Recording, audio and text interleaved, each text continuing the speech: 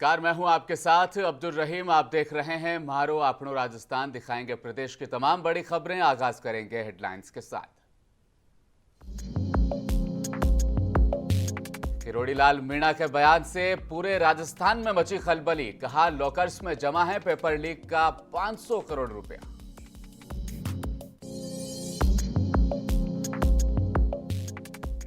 चुनाव से पहले जयपुर समेत 6 जगहों पर ईडी के छापेमारी। सीएम गहलोत के करीबियों पर भी कसा शिकंजा।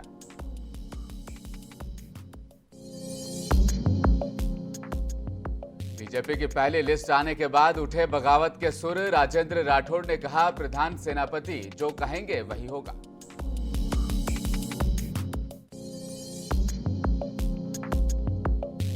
और कोटा में 83 बच्चे डिप्रेशन का शिकार। 6000 बच्चों पर हुए सरकारी सर्वे में खुलासा।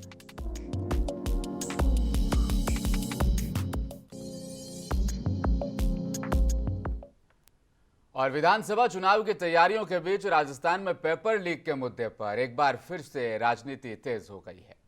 इसकी शुरुआत प्रदेश के 6 स्थानों पर ईडी की छापेमारी से हुई, जिसके बाद इसने सियासी रंग ले लिया। आज दोपहर होते होते राज्यसभा सांसद और आगामी विधानसभा चुनाव में बीजेपी प्रत्याशी किरोड़ी लाल मीणा ने जयपुर में प्रेस कॉन्फ्रेंस करते हुए राजस्थान लोक सेवा आयोग के चेयरमैन को गिरफ्तार करने की मांग उठा डाली। किरोड़ी लाल मीणा ने कहा ईडी की टीम को आरपीएससी के चेयरमैन से भी पूछताछ करनी चाहिए, उन्हें गिरफ्तार करना चाहिए, फिर मुख्यमंत्री जी की चोटी भी पकड़ ली जाएगी। आरपीएससी के चेयरमैन को बुलाएं, पूरे पेपर का घोटाला उनको पता है लीक होने का। नहीं, आरबीआई की जानकारी में नहीं, केंद्र सरकार की जानकारी में नहीं। 100 लॉकर में कम से कम 500 करोड़ रुपए काला धन और 50 किलो सोना रखा हुआ है। किस किस का है वो नाम अभी नहीं बताऊंगा। मैं नाम उजागर कर दूंगा तो राजनीतिक दबाव में ये लॉकर खुलेंगे नहीं। मैं ये लॉकर खुलाने के लिए पुलिस कमिश्नर साहब से फरियाद लगाता हूँ चैनल के जरिए कि आप पुलिस भेजें। और एक मामले में एसीबी पहले से जांच कर रही है, जिस मामले में डीओआईटी के मामले में एसीबी जांच कर रही है। डीओआईटी का पैसा और सोना इन लॉकरों में रखा है, बाकी के विभागों का पैसा मैं बाद में बताऊंगा। इसलिए एसीबी को आना चाहिए और राजस्थान पुलिस को आना चाहिए। ईडी का तरीका ये नहीं है, उनको शिकायत देंगे जब ईडी आएगी। पहले पुलिस आके इनको सील तो करे सारे लॉकर्स को, नहीं तो मैं गया और सब पार हो जाएगा। ऐसे तो जो है काला धन और सोना। तो आप लगातार यहाँ बैठे रहेंगे? आपने अभी तो कोई शिकायत, गुमनाम शिकायत? मैं तो यार मेरी इंटेलिजेंस अलग है, पैरेलल चलती है। तो सत्यता के आधार पर आया हूँ, मैं क्यों झूठ बोलूँगा आपको। सांसद किरोड़ी लाल मीणा ने प्रेस कॉन्फ्रेंस में कहा कांग्रेस की पूर्व महिला नेत्री और हालिया आरएलपी पार्टी की महिला विंग अध्यक्ष स्प्रधा चौधरी को भी पेपर लीक में शामिल होने का आरोप उन पर लगाया है। उन्होंने आरएलपी सुप्रीमो हनुमान बेनीवाल से स्प्रधा चौधरी को पार्टी से हटाने की भी अपील की।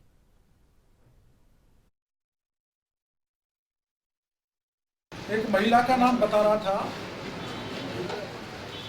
ईडी उसकी सर्च करे, उसको पकड़े।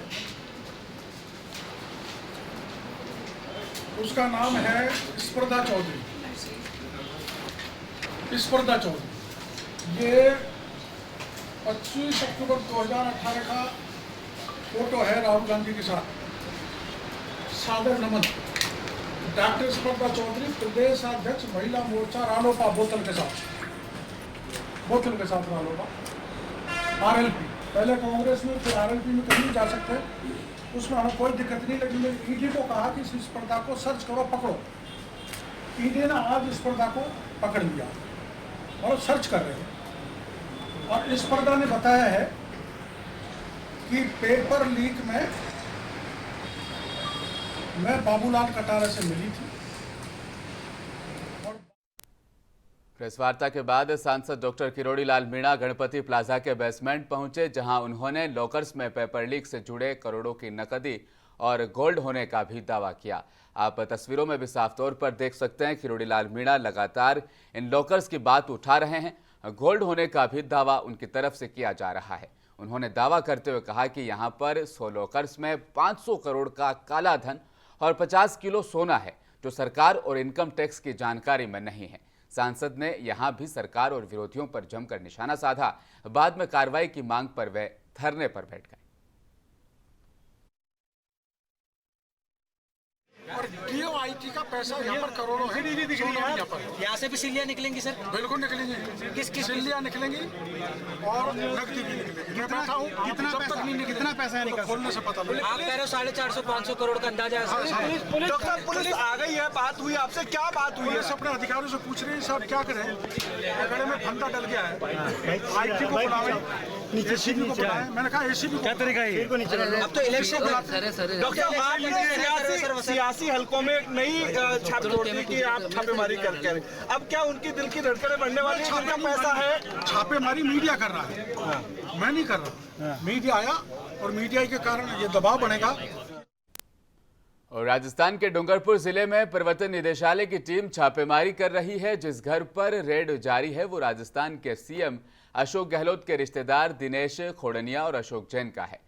शुक्रवार सवेरे से ही सागवाड़ा की पुनर्वास कॉलोनी स्थित घर के बाहर हथियारबंद CRPF के जवानों को तैनात कर दिया गया। शुरुआती जानकारी के मुताबिक ED की यह कार्रवाई पेपर लीक मामले में चल रही है। ED ने यह रेड ऐसे समय पर की है जब प्रदेश में विधानसभा चुनाव होने वाले हैं और निर्वाचन आयोग ने तारीखों का ऐलान करते हुए आचार संहिता को भी लागू कर दिया है। इस वक्त अशोक जैन के घर के बाहर और अंदर हथियारों से लैस CRPF जवानों को सुरक्षा के मद्देनजर खड़ा देखा जा सकता है। घर के बाहर 3 से 4 गाड़ियां भी साफ तौर पर नजर आ रही है, जिसमें से 2 पर पीले रंग की नंबर प्लेट भी दिखाई दे रही है।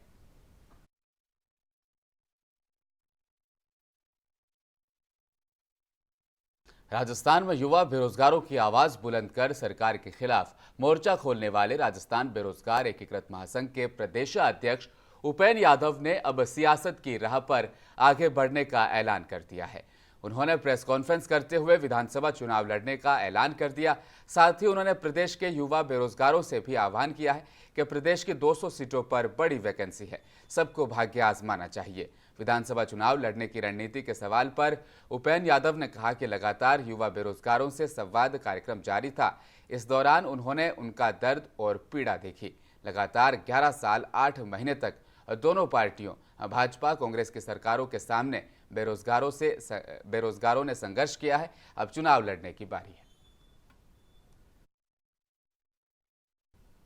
राजस्थान में भारतीय जनता पार्टी ने 41 विधानसभा सीटों के लिए प्रत्याशियों के नाम की सूची जारी कर दी। इसके बाद से कई सीटों पर बगावत की खबरें भी वहां से निकलकर सामने आने लगी है। कुछ नेता तो निर्दलीय चुनाव लड़ने की तैयारी में भी जुट गए हैं और कुछ स्थानों पर भाजपा के कार्यकर्ता ही अपने प्रत्याशी से नाराज चल रहे हैं। ऐसे में पार्टी ने बड़ी रणनीति बनाई है। राजस्थान भाजपा ने अपने 5 दिग्गजों को अब मैदान में उतारा है, जो बागियों को मनाएंगे। डॉक्टर सतीश पूनिया, अरुण सिंह, CP जोशी और गजेंद्र सिंह शेखावत और राजेंद्र राठौड़ भी मजबूती से अब बगावत के सुर को दबाने के लिए मोर्चा संभाल चुके हैं। राजेंद्र राठौड़ ने अब अपना बयान देते हुए भी इस पर कहा कि हम तो सिर्फ सिपाही हैं, प्रधान सेनापति मोदी जी हैं, वो जो फैसला लेंगे वो अंतिम फैसला होगा। जहां से वो चुनाव लड़वाने की हिमायत करेंगे वही अंतिम फैसला माना जाएगा। जब श्रेष्ठ से श्रेष्ठतम का चुनाव होता है तो छोटी मोटी बात होती है, परिवार की बातें हैं। आपने देखा होगा 3 दिन पहले जो टेम्परेचर था वो आज नहीं है और आज जो है वो कल नहीं होगा। इसलिए भारतीय जनता पार्टी कांग्रेस की संस्कृति की पार्टी नहीं है। कि हम एक मिशन के साथ जुटते हैं। कार्यकर्ताओं को किस रूप में कहाँ खड़ा होना है। हमारे प्रधान सेनापति दुनिया के सबसे लोकप्रिय नेता नरेंद्र मोदी जी है। हम उनकी सेना के सिपाही हैं। सिपाही का उपयोग कहाँ कैसे कब करना है ये अधिकार हमारे प्रधान सेनापति को है और उन्हीं के अनुसार हमारे सांसद भी चुनाव में उतरे हैं, हमारे दूसरे लोग भी चुनाव में उतरेंगे। जैसा वो कहेंगे वो उतरेंगे, जिसको कहेंगे नहीं उतरे वो नहीं। और आगामी विधानसभा चुनाव के लिए भारतीय जनता पार्टी द्वारा हिंडौन से घोषित प्रत्याशी राजकुमारी जाटव के विरोध में अब पार्टी के कार्यकर्ता ही सड़क पर उतरने लगे हैं। भाजपा कार्यकर्ताओं ने हिंडौन के नेहरू पार्क और चौपड़ सर्किल पर भाजपा उम्मीदवार राजकुमारी जाटव के खिलाफ जमकर प्रदर्शन किया, साथ ही नारेबाजी की। पार्टी कार्यकर्ताओं ने प्रदेश और केंद्रीय नेतृत्व से भाजपा प्रत्याशी को बदलने की मांग की है। हिंडौन से सभी क्षेत्रवासी आए हैं और भारतीय जनता पार्टी के समर्थन में सब लोग प्रयास करते हैं। बाकी की इन्होंने जो टिकट दिया है ना, तो राजकुमारी जी का क्षेत्र में पूरी तरीके से विरोध है और टिकट बदलें जिससे कि हमारी भारतीय जनता पार्टी चुनाव जीते। पार्टी जब भी चुनाव जीतेगी जब क्या है कि भारतीय जनता पार्टी का टिकट बदलेंगे। यदि इन्होंने टिकट नहीं बदला तो हम तो पार्टी को अवगत कराने आए हैं कि निश्चित रूप से हमारी क्या है कि हार है। क्षेत्र में पूरी तरीके से माउस पड़े हुए हैं सारे लोग। जब टिकट मिलता है भारतीय जनता पार्टी का तो सारे लोग इतने खुश रहते हैं और लोगों में एक जोश रहता है, वो जोश पूरे हिंडौन विधानसभा क्षेत्र में नहीं है। और जो हमारे यहाँ टिकट दिया है राजकुमारी जाटव के लिए, ये गलत दिया है। कोई भी प्रत्याशी जो पार्टी को ठीक लगे उसके लिए टिकट दिया जाए, हम उसका पूरा समर्थन करेंगे। बाकी ये राजकुमारी को टिकट दिया है, ये टिकट पिटेगा हिंडौन से। और पार्टी का ये कार्यकर्ताओं का निवेदन है, अगर पार्टी मानती है तो सिरोधार है, नहीं तो पार्टी के लिए जो परिणाम भुगतना पड़ेगा वो पार्टी के सामने होगा। इसलिए आए यार, ऐसा टिकट दे दिया राजकुमारी जाटव को, जीत ही नहीं सकती। उसका हर गांव में पुतले फूक रहे हैं, उसका विरोध हो रहा है जबरदस्त गांवों में। भ्रष्टाचार में वो लिप्त है, कई बार विरोध करने आए हैं। कई बार कांग्रेस के प्रत्याशी के साथ उसने मिलकर मंजू खैरवाल को, बीजेपी के सिंबल को हरवाया है उसने। इसलिए आए हम तो ये निवेदन करने, किसी को भी टिकट दो उसको छोड़ के, तो पार्टी की जीत होगी 100% अच्छे वोटों से। राजस्थान के आदेश नगर विधानसभा से आला हाईकमान के पसंदीदा हाजी उम्र दराज से मुंसिफ टीवी के संवाददाता जावेद अली ने बातचीत की है। आगामी चुनाव को लेकर ये बातचीत हुई। हाजी उम्र दराज ने चुनाव आयोग की गाइडलाइन समेत कांग्रेस पार्टी की सफलता तक तमाम मुद्दों पर खुलकर अपनी राय रखी। भारतीय जनता पार्टी के प्रदेश अध्यक्ष हैं, उनके कहने से या मेरे कहने से या किसी और बड़े लीडर के कहने से कुछ नहीं है। ये तो चुनाव आयोग की जो गाइडलाइन होती है, और चुनाव आयोग जो गाइडलाइन जारी करता है कि इन चीज़ों पर पाबंदी लगनी चाहिए, उन चीज़ों पे पाबंदी लगेगी। उसमें कोई भी राजनीतिक पार्टी अपना हस्तक्षेप नहीं कर सकती, क्योंकि चुनाव को फिर मतलब ही क्या रहा, संविधान का मतलब ही क्या रहा। हिंदुस्तान की जो संविधान है, उस संविधान के तहत जो चुनाव आयोग गाइडलाइन जारी करेगा, उस गाइडलाइन के तहत चलना होगा सबको।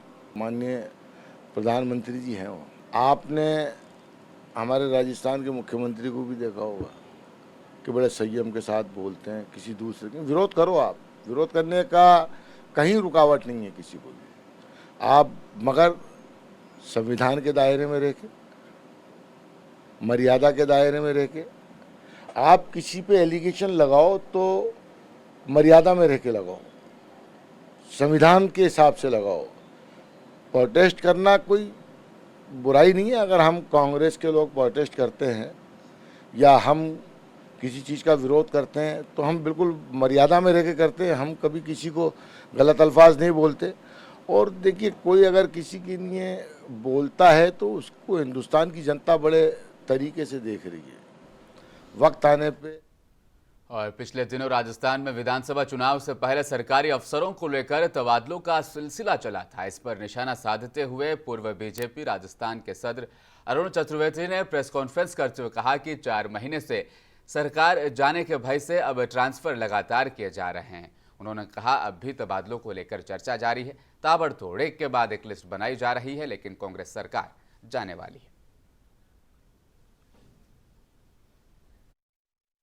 पिछले 48 घंटे में वो 500 से अधिक आचार संहिता के उल्लंघन की शिकायतें पहुंची हैं, जिनमें से 134 को रिटर्निंग ऑफिसर ने सही पाया और 115 शिकायतें खारिज की। कल ही मुख्यमंत्री जी दिल्ली में थे, दिल्ली में सोनिया गांधी जी के घर पर गए, सरकारी गाड़ी में गए। सरकारी गाड़ी में जाना, इसके ऊपर मैं कोई प्रश्न चिन्ह नहीं लगा रहा, लेकिन मुख्यमंत्री के साथ उनके स्वयं के सचिव उनके साथ थे और सोनिया गांधी जी के घर पर भी थे। ये सीधा आचार संहिता का उल्लंघन है। चुनाव आयोग के निर्देश हैं, मंत्री अपने किसी भी राजनीतिक काम के। और भाजपा प्रदेश कार्यालय में मीडिया विभाग की बैठक संपन्न हुई। इस बैठक में केंद्रीय मंत्री गजेंद्र सिंह शेखावत, प्रदेश मंत्री पिंकेश पोरवाल, भाजपा प्रदेश मीडिया संयोजक प्रमोद वशिष्ठ सहित पार्टी अधिकारी उपस्थित रहे। इस बैठक में विधानसभा चुनाव को लेकर मंथन किया गया।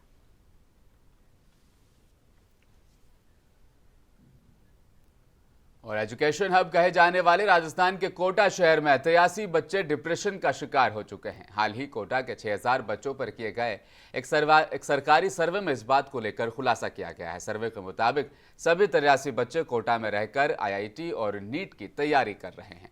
इन बच्चों के डिप्रेशन का मुख्य कारण पढ़ाई है। सर्वे के मुताबिक कोटा की पढ़ाई में बहुत ज़्यादा कंपटीशन होने के चलते बच्चे पढ़ाई का लोड नहीं उठा पा रहे हैं, जिस कारण छोटी सी उम्र में स्टूडेंट्स में स्ट्रेस लेवल अब बढ़ता जा रहा है। कोटा में करीब 2 लाख बच्चे पढ़ते हैं, जिन्हें तनाव मुक्त करने के लिए सरकार ने कई कदम उठाए हैं। इसके बावजूद 26 बच्चे वहां पर आत्महत्या कर चुके हैं। आलम यह है कि कुछ दिन की रोक के बाद दोबारा मंथली परीक्षा शुरू हो गई है। ऐसे में बच्चे एक बार फिर से डिप्रेशन का शिकार हो रहे हैं।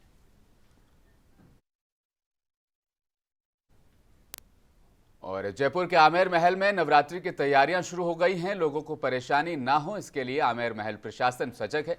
शारदीय नवरात्र में बढ़ती हुई भीड़ को देखते हुए हाथी की सवारी को बंद करने का फैसला लिया गया है। पुरातत्व विभाग ने इस बात का आदेश जारी किया है।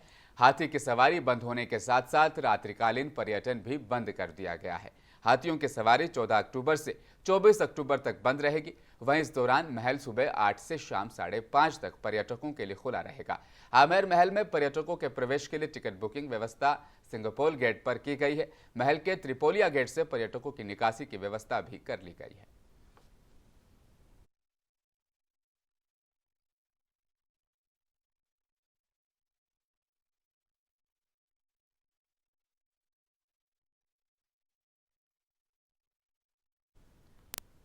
और अंतिम क्षणों में एक बार फिर नजर डालेंगे हेडलाइंस पर।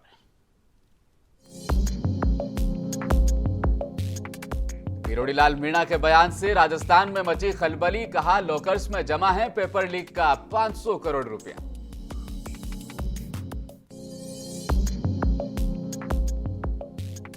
और चुनाव से पहले जयपुर समेत 6 जगहों पर ईडी की छापेमारी। सीएम गहलोत के करीबियों पर भी कसा शिकंजा।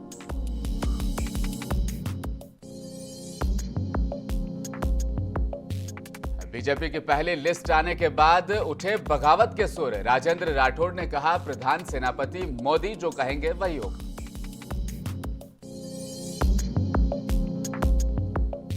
और कोटा में 83 बच्चे डिप्रेशन का शिकार। 6000 बच्चों पर हुए सरकारी सर्वे में हुआ खुलासा।